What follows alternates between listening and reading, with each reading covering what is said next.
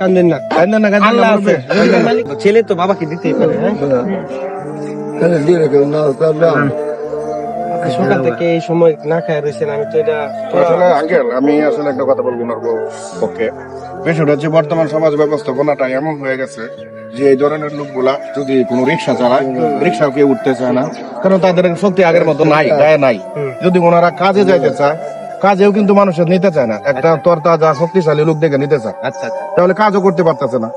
আর এই ধরনের বয়সের লোক যখন অন্যের কাছে হাত পাতে, সাধারণত আমরাই কিন্তু বলি যে এই মেয়ে আপনি এই বয়সে হাত পাতেছেন, কাজ করতে পারেন না। তো আসলে মূল কথা হচ্ছে কি, রিক্সা চালাতে গেলে বাধা, কেউ ওঠে না, কাজ করতে গেলে কেউ নেয় না, চাহিদা নাই, আবার হাত পাততে গেলেও কেউ দেয় না। এই সমস্ত অসহায় লোকগুলার যে আসলে শেষ পরিণতি কি, তাদের জীবনে যে শেষ এই স্টেশনটা কি, গন্তব্যটা কি, আসলে আমরা জানি না। শরম করে না, ঠিক আছে তো?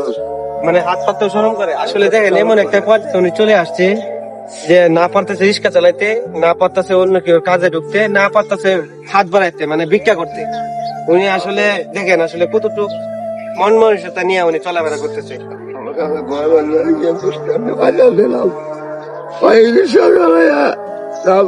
মানে আপনি উনি পায়ে রিক্সা চালায় অনেকটা পালছে, কেউ দেখে না ওনাকে।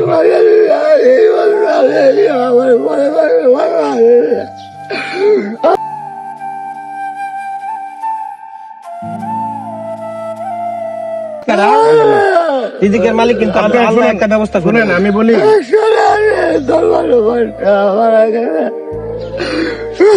শুনেন মুরব্বী, আপনি যে এখানে বসে ছিলেন, আপনি কি জানতেন আমরা যে আসবো? জানতেন না তো? জানতেন? আচ্ছা জানতেন না। শুনেন আমি একটা কথা বলি, এই যে পলাশ আঙ্কেল উনি মানবতার পক্ষে কাজ করেন। শুনেন আপনি যেখানে বসে আছেন, শুনেন আপনি যেখানে বসে আছেন, উনি যে আসবো আপনি তো জানতেন না। রিজিকের মালিক আল্লাহ।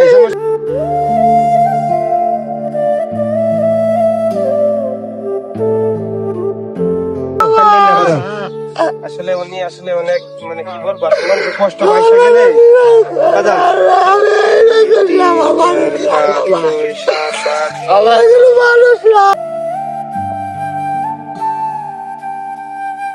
রিজিকের মালিক কে? আল্লাহ। রিজিকের মালিক কে? আল্লাহ। আল্লাহ দেখবো বাজার।